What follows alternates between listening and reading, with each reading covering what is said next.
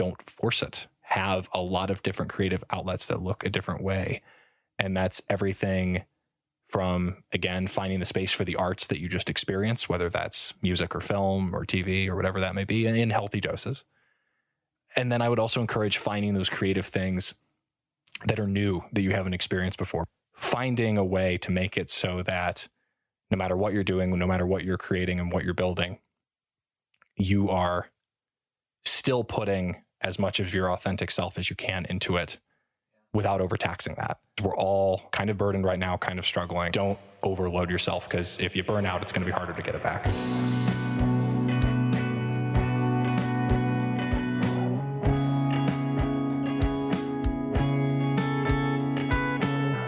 Empower You podcast is devoted to bringing real-world wisdom and encouragement to our listeners. We discuss a multitude of life principles and the process from an economic, cultural, and societal perspective. We believe that through tough conversations and shared wisdom, we can pave the path and leave a ladder for the future. Subscribe to our channel and let us empower you.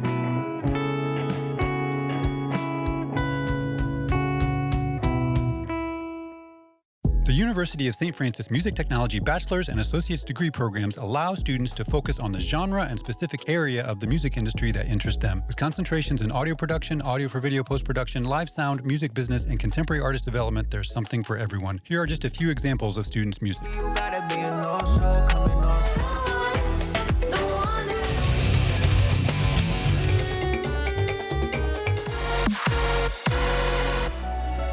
Go to sf.edu to learn more.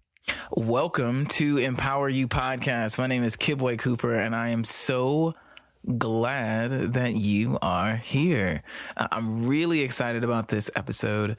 We're going to be talking about some things that I think are really important, and our topic is what you wish you knew about education, about higher education, about ways in which you can utilize your understanding of complex topics to better your life or your community.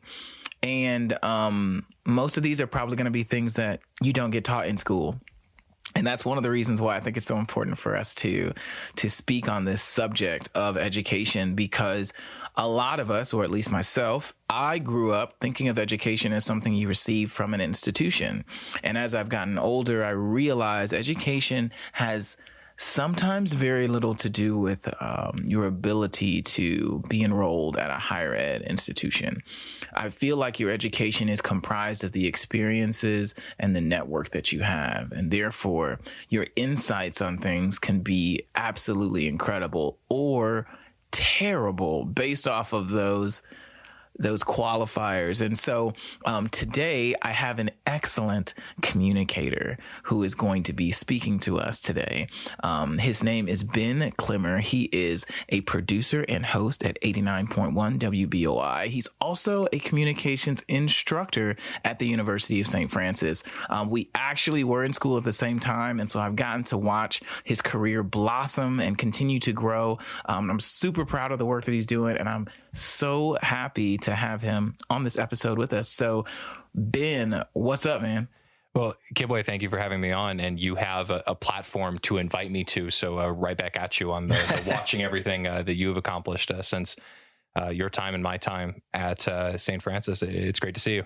Thanks, man. I'm super glad you're here. We got a little bit of time to chit chat, and I'm going to get right into it, brother. You ready? Yeah, let's do it. All right. So first, tell us a little bit about what you do and how your education has impacted the work that you're doing now. Absolutely. I am a host and producer at 89.1 WBOI, and that job, I've used this phrase a lot, is a wonderful cross-section of two skills I have made, or rather, beyond skills, two arenas that I have spent a lot of time in and kind of lived the cross-section of them. And those are audio production and communication.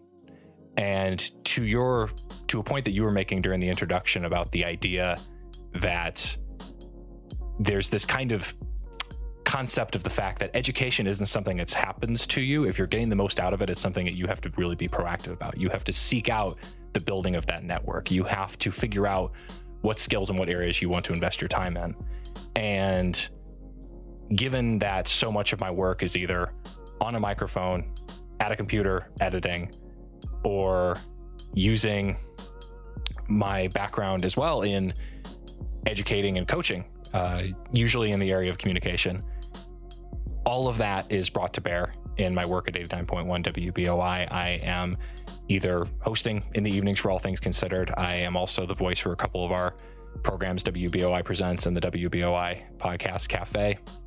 That's usually in the context of guy who lets you know what show is coming up next and then gets out of the way, because we have a lot of really wonderful community partners who produce everything from panel discussions to their own podcasts that you hear on those programs. I also help to produce podcasts for the station, and I don't think a lot of those last few items I mentioned would be possible if we didn't have a really solid base of student workers. And that takes the form of interns. It takes the form of production assistants and admin assistants who are paid through the work study program. And that was kind of a case of, because I started at the station as an intern, it was basically me going through a door and then trying my best to widen the door behind me to make it so it's an opportunity that more people have. And we have a lot of students that have a similar background to you and me in that they are currently studying audio production in a lot of cases. And getting to mentor them, getting to work with them on a regular basis has just been an absolute joy. As far as my background and my education, when I started out, I think I would take this back to high school, just because it was, again, you can see that parallel of audio production and communication. Right. In high school, I was on the speech team, and I was also getting interested in music and recording. I played drums and bass and was recording demos in my basement, like into GarageBand, and not using proper microphones and an interface, but getting to learn how this whole editing thing works and realizing, hey, this is an interest I have, even if a lot of my education and a lot of my time at school, Dwanger had 2 speech classes that were offered. They were electives. You didn't have to take either of them, but I made sure I took both of them, an intro or a regular speech class as a sophomore. Usually a lot of seniors took it, and then an advanced speech class as a junior, and then had all of that experience built up. Enjoyed just everything about what that extracurricular could do. Because I would say I'm not an extrovert. I get my energy kind of from my alone time and my just being able to look internally. Same. Yeah. And so when it comes to speech and communication, I'm not an extrovert. I am an introvert who's had a lot of practice. Right. And that time and development and seeking out those opportunities made a huge difference coming into college, even though that's when things kind of switched. I realized, I want to study audio production, and the music technology program at the University of St. Francis was amazing then, is amazing now, and it was a great fit to come into. I started going to campus visit days, I think, when I was a junior, and taking part in like the summer academies that St. Francis offered to high school students before enrolling and starting there in the fall of 2013. And at that point, the 2 categories switched. Communication is this interest that I have, but I am now investing the time and the energy in growing in audio production. I still had communication in the background, though, for a couple of reasons. The first was, after 1 year away from the team, the then assistant coach of the speech team at Bishop Dwanger, who's also to this day a very dear friend, had become the head coach. And he didn't have an assistant coach, and he reached out to me and asked if I wanted to do it after I helped to judge the sectional tournament that would have been in 2014. And I came on board and helped to assistant coach the team for 4 years and take it from this small fledgling group of maybe a little over a dozen students that is not going to be much of a factor as far as a lot of tournaments and competitions are concerned. But that was one thing I liked about speech. It always rewarded individual competition. There were individual categories that you could compete in, and you could have individual success regardless of how good your team was. Right. And we then basically got enough strong students and built up a tough schedule and a lot of good just planning to create a roster, recruit well, and turn the team into a juggernaut. And I think, were it not for COVID-19, there is a still active streak of sectional championships going back to, I think, 2016. The team is just, it was a joy to watch it grow and to get better.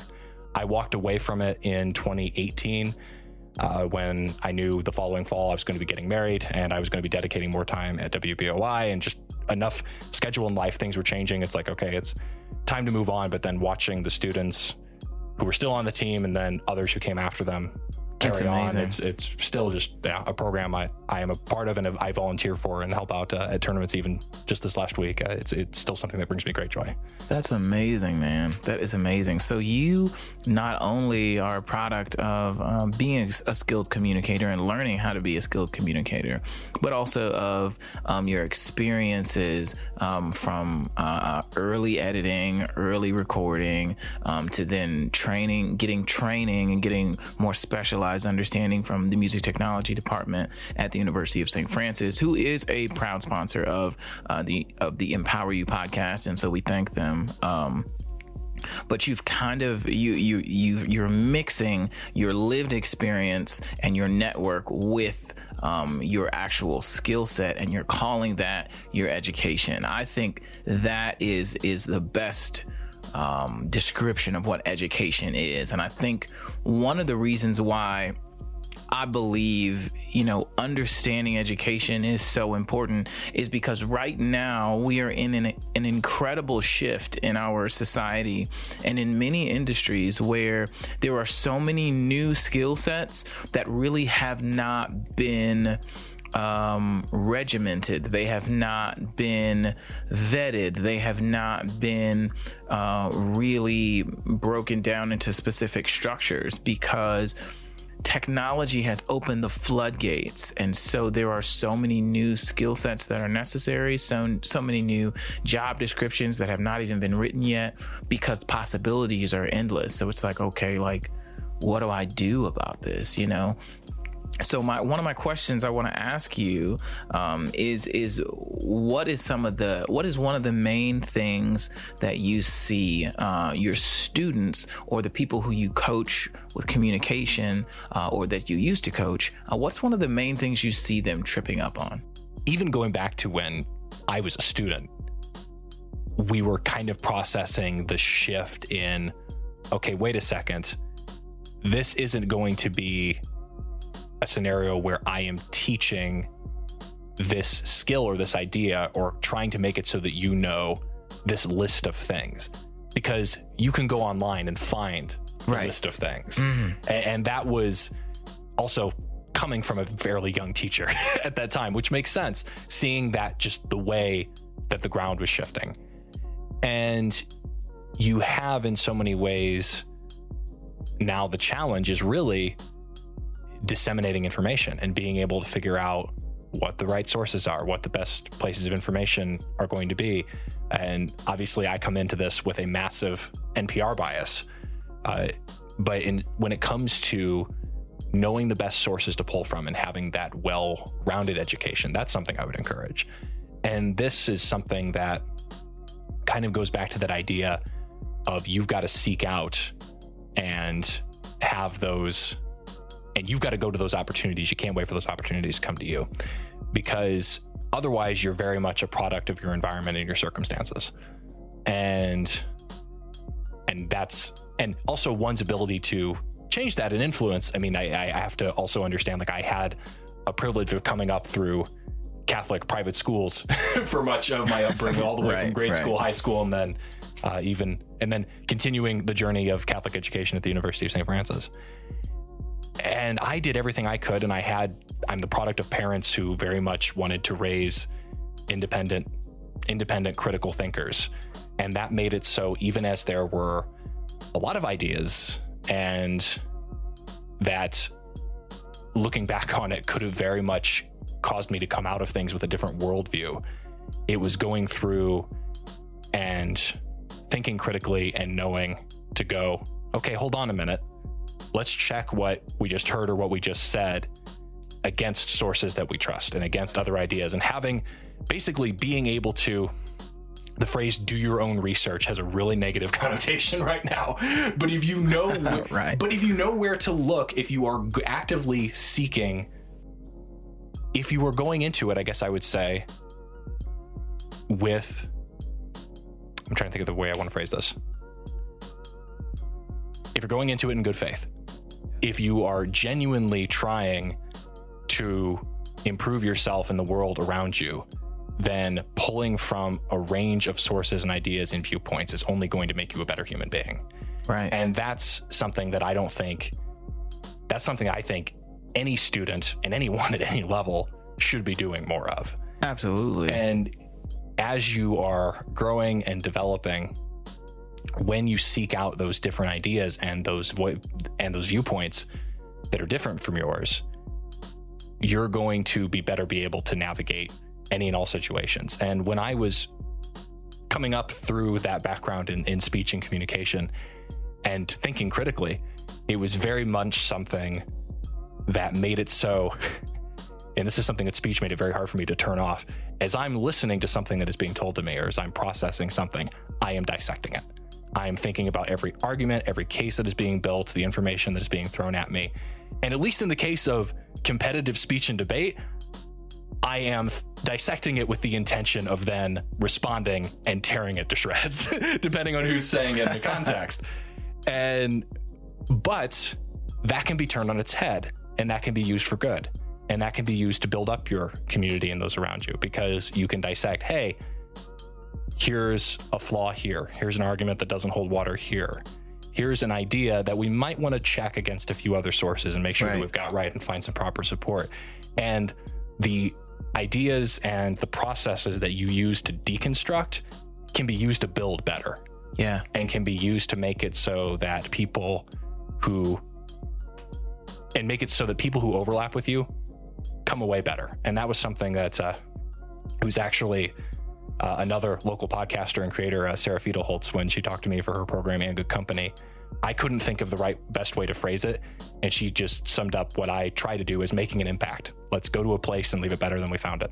I think that's why I still enjoy talking so much about speech team stuff, and why I enjoy talking about working with students at WBOI. It's a program that is growing and building, and we're always looking to get better. That's amazing. And it sounds to me, and I might be paraphrasing, but it sounds to me like you're saying the ability to truly disseminate or to evaluate what is good information and what is not is a skill set or a critical thinking muscle that you have to build in order to truly gain education about a topic or about an industry, because the list is all out on Google. But understanding the theory and the practice of how to properly use whatever it is that you found on Google is that's where the education comes in. It's not about just going to get a list of things. It's about learning how to properly apply the knowledge and the excess of information that is out there to reach a specific end. Does that make sense? Yeah, absolutely. One way to think about it, because in so many ways, especially in the internet age, that took away a lot of barriers. Like, one thing I know we hear a lot about podcasting is the barrier to entry is extremely low. Yeah. And with that access comes the fact that you then need to be able to figure out, okay, where's the nutrition coming from? Because everything looks and sounds the same potentially. If everyone has similar toolkits, similar access, if trends that take off and blow up in different places are repeated and it just becomes this feedback loop, you still need to be able to figure out, okay, this is, and even if it is coming to you via a social media application like Instagram or TikTok, that was a very old man way to say that. Even if it is coming to you from an app like Instagram or TikTok, you still need to be able to figure out, okay, this is a piece of information that is coming from a source that is putting in the time and the energy and has the background and the expertise and the resources necessary to check facts, to make sure that they are putting the best possible information forward, and also to have just a little bit of humility goes a long way. Yeah. And being willing to say, hey, we got this wrong.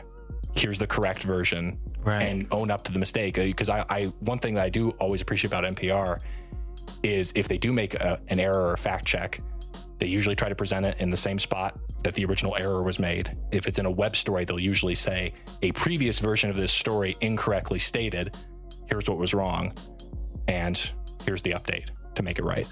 Yeah. That's really There's a lot of things you said there that I think are really important. It's information is abundant right now.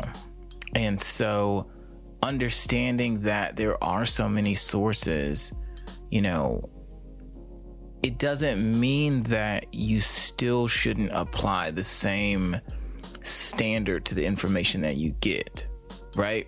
So you should still be looking for reputable sources. However, understand that all of those are going to be in sound bites now. All of those are going to be in small increments now, which can lead you towards more informational or helpful information later.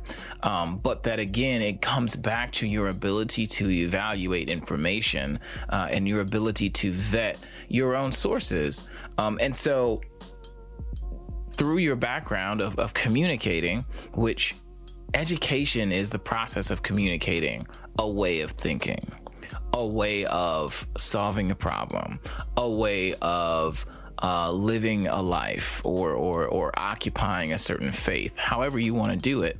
You have to communicate any of these concepts effectively in order to properly educate someone.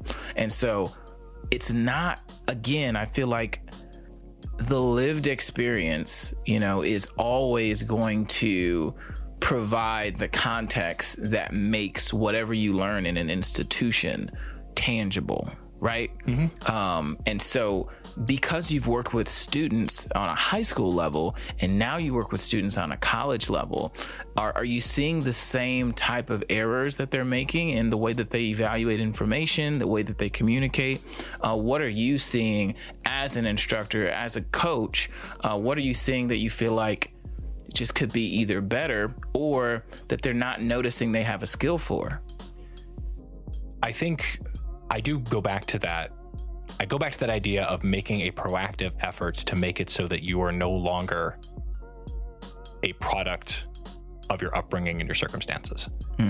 And I can always appreciate, in whether it was at the high school level with speech team or whether it's in being an instructor of communication at the college level, seeing a student's worldview open up and realize, oh, that is a perspective I haven't heard before. And just having these ideas that come to them. And granted, I started teaching the communication class at St. Francis at Com 121, the fundamentals of public communication, or the basic speech class. I started doing that in the spring of 2021. And at that point, everyone in the classroom is masked, and we're less than a year removed from racial justice protests in the aftermath of George Floyd. And I'm looking at that room and teaching my first class and just thinking, as many different perspectives and ideas as I can show these students, the better.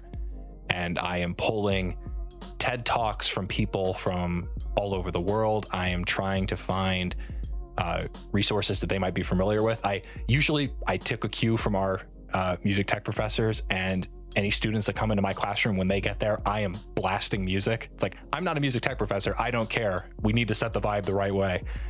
And I realized through doing that, just how many of my students were not familiar. I realized just how many of my students were not familiar with Hamilton.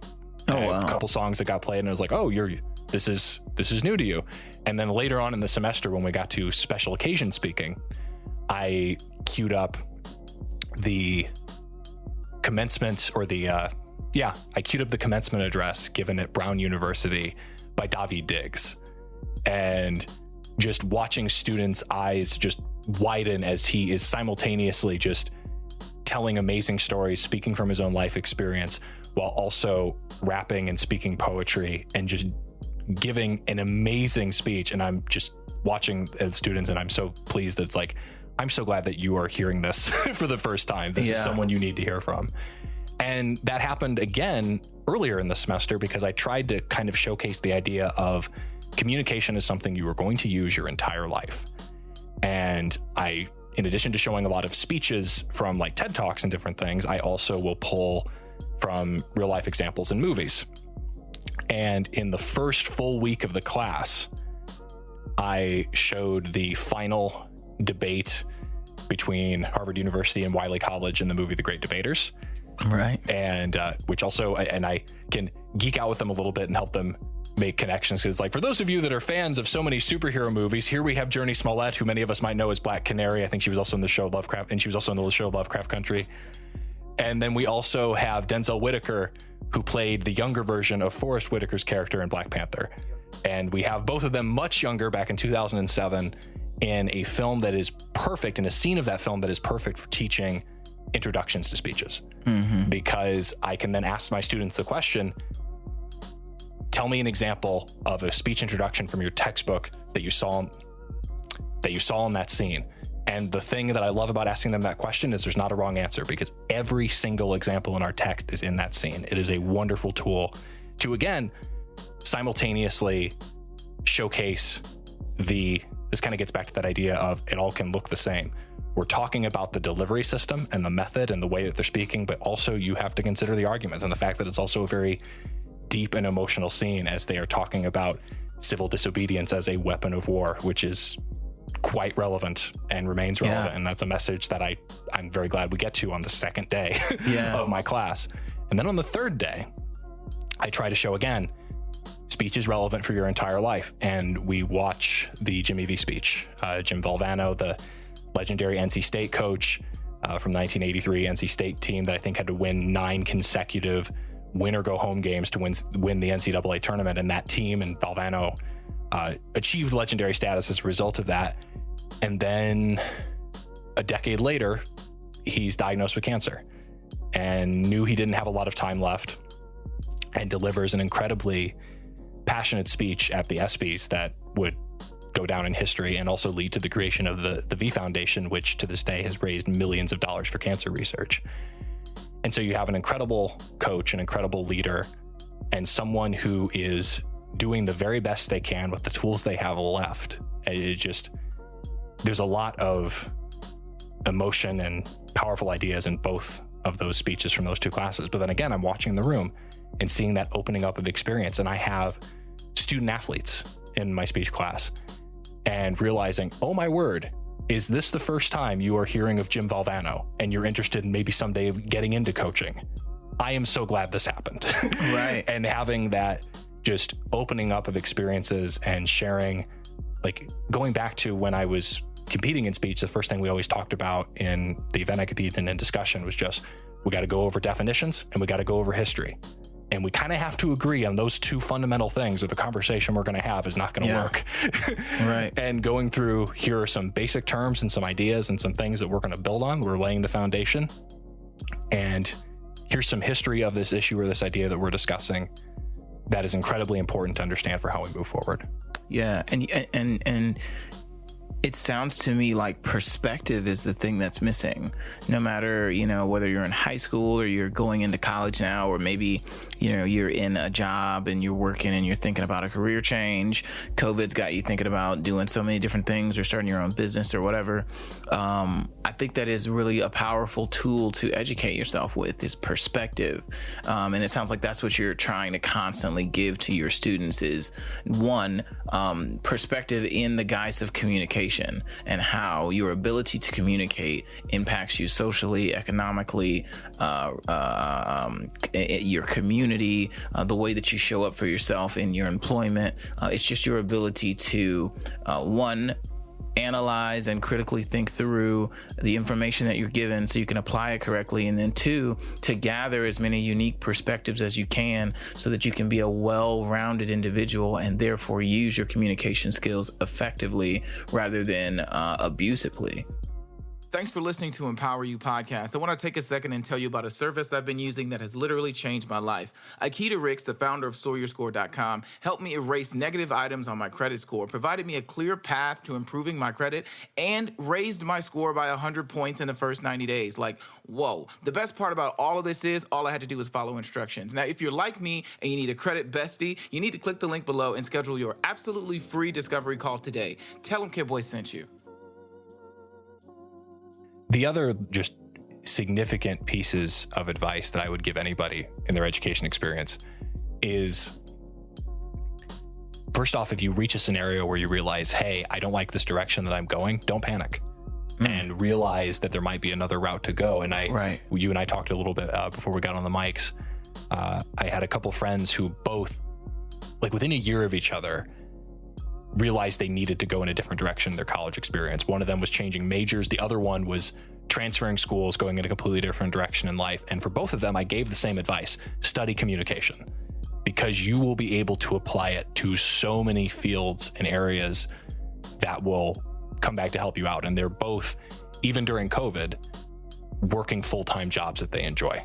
And that is a luxury that a lot of people likely do not have, as we are continuing to struggle through this, and everyone's jobs and their work looks different. We've all had to pivot and change up the way that we do things to continue to serve. And it's thankfully, like, when I think about audio production and again, working with students, like especially when we're creating things like podcasts and different pieces, there's almost always a proof of concept of, hey, when you're done, it should sound like this. This is the target you are aiming for. And I, to continue to reference people from our time at St. Francis, and I feel like I quote Jane Martin like on every 3 podcasts I'm on. But she's incredible. Yes, she is. And I do my best to live by so many of the different pieces of advice I've heard from her over the years. One very simple one is just what it is tells you how to make it. So there might be a case of, okay, this is an example of one thing you could do, but based on the idea that you have, maybe you need to change it to look like this. And you're thinking about what is the end goal that you're shooting for, and you're kind of investing in your future. You're looking ahead and saying, okay, if I want it to look like this, well, what are the steps that are going to get me there? And there was a time in my life where, I think I've told this story on well, it's been a while since I've told this on a podcast or in any kind of a forum or platform, where I was at that time still coaching at Dwenger. I was also a part-time retail store sales associate over at Sweetwater, or sales engineer over at Sweetwater. Wow. Which I had gotten into after junior year at St. Francis, because I had just finished Audio 4, and I'm realizing my gear knowledge is never going to be higher. Let's take this test now and get our foot in the door. And I had reached out to them about an internship, and the HR rep I was in communication with said, well, all of our internship positions in the store are full, but if you're interested in a part-time job, you'd probably have a good chance of getting through the hiring process, and who's going to say no to that? So that got my foot in the door over there, but I still needed an internship. That internship ended up being at 89.1 WBOI. So we get to the end of my senior year, and I'm still trying to figure out what direction are we going here. And I talked with Jane, and her advice was go with the job that gives you the future you want. And there was a lot that I loved about working in the retail store at Sweetwater. I loved the community of the sales engineers that I worked with, many of whom are friends to this day. But I looked at where I was at, and I thought to myself, I really want to see where this radio road leads to. And one of our professors, Mark Everett at St. Francis, had also been talking to me about NPR since I was a sophomore, and I was showing interest in voiceover and audio for video, and his sense that it would be a good fit was correct. And it was something that had been in the background that suddenly came at me and kind of hit me full in the face. And I started there as I was ending my senior year of college. And again, I feel like at that point, it's like, if you feel like you don't have it figured out as a freshman in college, if graduation is approaching and you don't know what's coming, been there. Yeah. And if you lean into the areas that your areas of interest, the things that you love doing, that's an inclination that's not going to lead you astray very often. Yeah. And it sounds like, and I love the way that you're tying all of these things back, because it sounds to me like the main thing is you need to understand about education, whether you are coming out of high school, going into to college, whether you are considering changing the direction of your existing education, or maybe even your occupation, and you think that may require more school, is 3 things. 1 is learning to evaluate the information that you're given. 2 is gathering as many unique perspectives to make that information that you're getting make sense for your particular application. And 3, learning to communicate yourself and what you desire effectively so that you can have a foot in the door in whatever field that you're looking for, because communication is life. And so the more you can communicate your ability to properly evaluate information, to properly assess the perspectives that are being given or presented to you, and then to properly communicate your own value to the organization, to whatever relationship you're building, to your instructors, that paves the path for you. It's not so much about what the instructor teaches you, it's about the internal metrics that you put it all through. Does that make sense? Absolutely. And because for every instructor that you've had, if you're then turning around and trying to teach someone else, a little bit of that is going to come out. Right. Or a lot of it is going to come out if you're quoting them verbatim. And one other piece of advice from Jane that I got as a junior that I very much needed to hear at the time was, and I think the way she put it was, you should try to get the word perfect out of your vocabulary. And that was something where... That's great. Yeah, because I where my head was at that time, and this was in some ways important, but in other ways unhealthy. I was basically of the mindset that anything that was going to go out from the creative space that had my name attached to it needed to be as perfect as it could possibly be. Right. And that was a recipe for one, making me a very tired and miserable human. And it also made me harder to collaborate with. Yeah. Because if I thought someone else's contributions to a collaboration should be stronger, I did not hesitate to let them know. Yeah. And even if you're doing that one-on-one or in a private space, you still need to correct with kindness. Yeah. And coach and build people up and be helpful when you're going through and saying, hey, this is something that you need to work on. And also self-reflect. It's like, hey, here are the areas that the audio could be better, but this is as good as it's going to be with the time that I have to do this project. Correct. Within a healthy set of Right. within a healthy set of scheduling and boundaries. And this is it's great that you say that. I've got one more question, and then we're gonna do a thought exercise. Okay. So I'm just putting that on your radar. But I want to say this. This is something I said to a really good friend of mine. I said, what if your 100% only keeps moving further away from you? What if the closer you get to your 100%, the farther it moves away? Imagine like a dog or something with a carrot dangling from it. And so the closer it gets, the farther it gets away. But the dog itself is covering massive amounts of ground. What if the audience or the people who you are trying to show your 100% don't know that you're chasing 100%? What if they're just watching you cover lots and lots of ground? They don't know the difference. Yeah. More times than not, as perfectionists, as artists, as producers, we have a high standard for ourselves, and we convince ourselves that everyone can see what we don't want them to see. And I think that is interesting. I think that's a vehicle for imposter syndrome, because nobody knows that you are trying to be all of these things. And I say this in regards to education as well. You're going into school, understand that you're going into this to better yourself. By bettering yourself and applying the principles that Ben has just told us about, you're able to establish what a true 100% is for you.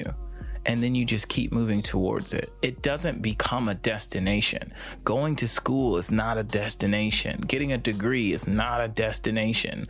It really just implies that you have the ability to discern information, the ability to gather perspectives, to utilize that information properly, and it implies that you have the skills necessary to articulate your particular set of values, passion, or your career choice, your mission in life.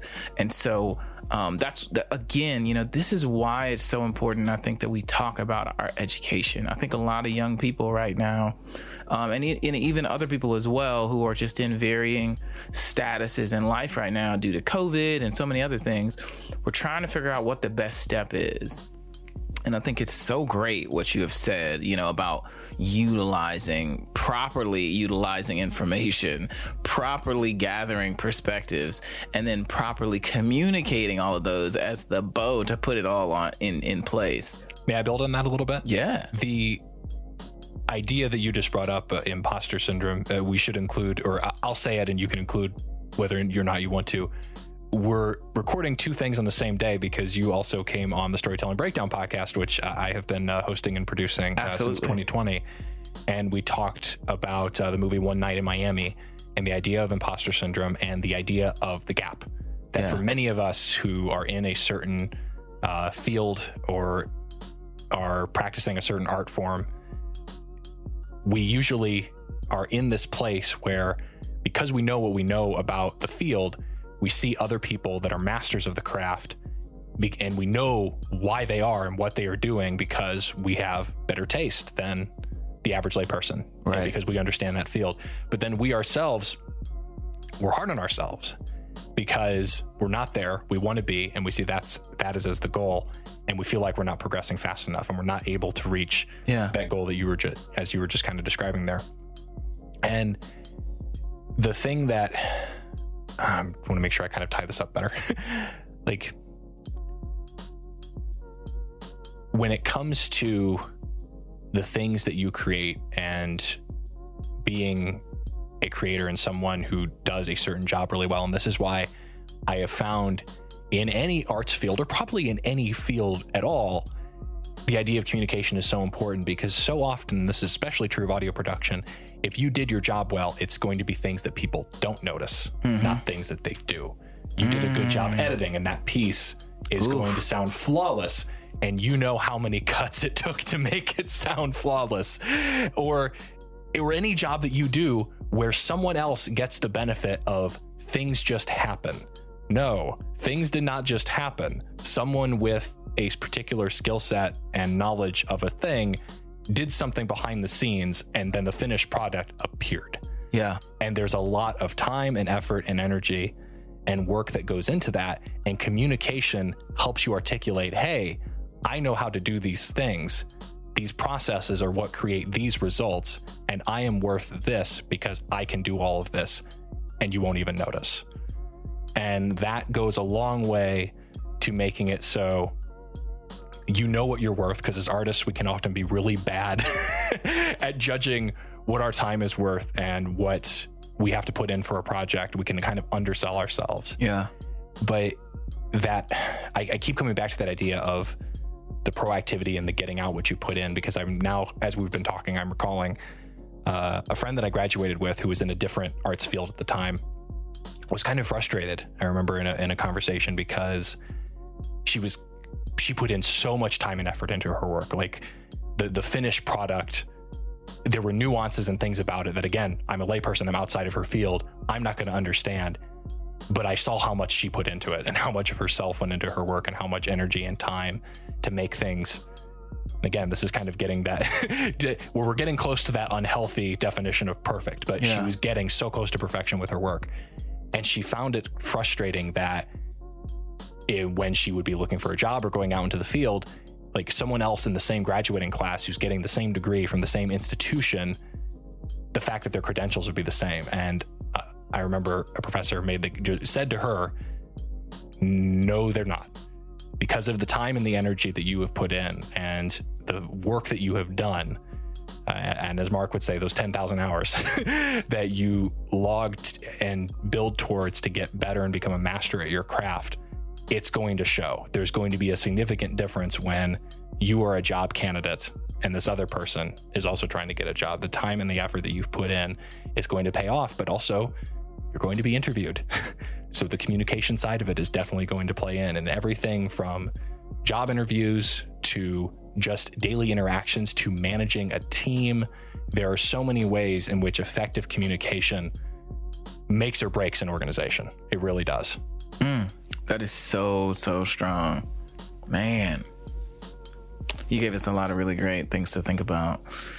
Thank you so much, Ben, for being here. I'm going to ask you one more thing, and then we'll wrap this up. So in every episode, at the end of the episode, we do what are called thought exercises, and these are provided by our guest, and it's just something personally that you do that helps you overcome or helps you get out of a rut, let's say.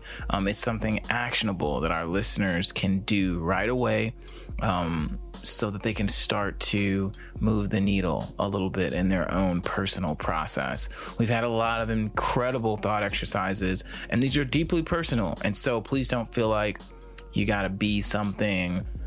We just want to know from you, what thought exercise would you give myself and then all the other listeners of Empower You Podcast?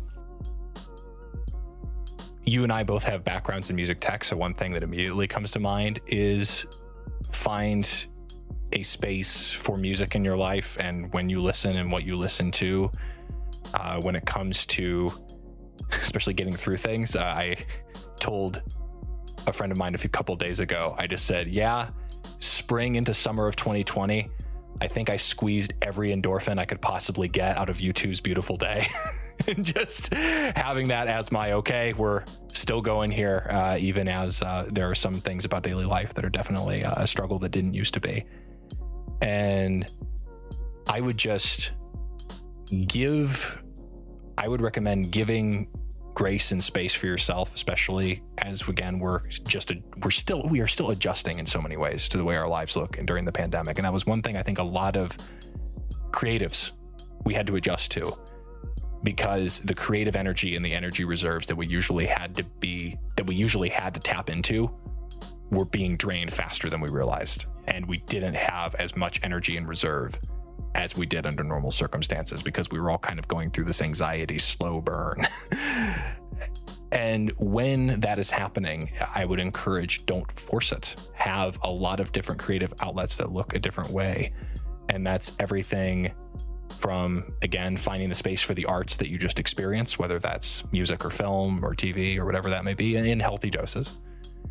And then I would also encourage finding those creative things that are new, that you haven't experienced before. One thing that I learned to do during the pandemic is I've taught myself how to DM 5th edition Dungeons and Dragons, which is complicated, but is a lot of fun once you understand some of the nuances of the game. And I'm a huge tabletop gamer, so it's something that kind of felt like, hey, this is something that will come in handy. And I have a lot of friends that I play with now, of course, virtually or safely, and however we can manage to do it in the current environment. But it's one of those things where, hey, this gets the creative energies flowing in a way that makes other elements a lot easier. And finding a way to make it so that no matter what you're doing, no matter what you're creating and what you're building, you are still putting as much of your authentic self as you can into it without overtaxing that. Yeah. Because we're all kind of burdened right now, kind of struggling. And don't overload yourself, because if you burn out, it's going to be harder to get it back. Wow, that's great. Find space for music and give yourself grace. Teach yourself something new, something that you just like to do. That's awesome, man. Thank you so much for sharing with us on Empower You Podcast. Before we wrap it up, how can our listeners get in touch with you? How can they engage in any of the shows and podcasts that you work on? And how can they reach out and say thank you? Let's split this into a couple of different categories. As far as reaching out to me through WBOI, I always enjoy hearing from folks in the community and community partners. I can be reached bclemmer@wboi.org is my work address. If you want to reach out and share ideas and talk podcasts, that's a conversation I always am thrilled to have. When it comes to the personal production end of things and podcast projects like the Storytelling Breakdown podcast, which my friend Caleb Meyer and I created in 2020, and we now host with a team that includes our friends Steven Stahovsky, John Dawkins, Ella Abbott, and others. Feel free to reach out via the socials and connections for the Storytelling Breakdown podcast. And of course, putting in the shameless plug. We've tried to cover a lot of different pop culture territory. So I threw in little nods to pop culture here or there with references to Black Panther and Lovecraft Country and was it Harley or Birds of Prey? So if you would, there's a wide range of pop culture content to choose from there. I would obviously encourage people to check it out. I think it'll be something you'll enjoy.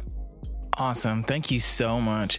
You guys make sure you follow Ben Clemmer. You can find all of this information in the show notes. In fact, while you are listening, go ahead and hit 5 stars on your review and leave a thank you in the comments. Say, thank you, Ben. We appreciate it. Thank you again, man. I really, really appreciate you being here. And that thought exercise was amazing. Finding time for music, giving yourself grace, and just teaching yourself something fun. I just we can't stress enough the mental health awareness that we need to have if we're going to continue to be and grow as a society. And so I think your thought exercise is right on point. So thank you so much for that. To all of you guys who are listening, thank you for being here. Thank you for listening. I truly appreciate all of your support. Make sure you go and share the Empower You Podcast Facebook page, Instagram page. We want to reach as many people with good news as possible, with empowerment as possible. So you are an integral part in all of that. I can't wait to speak to you again in another episode. But for now, peace.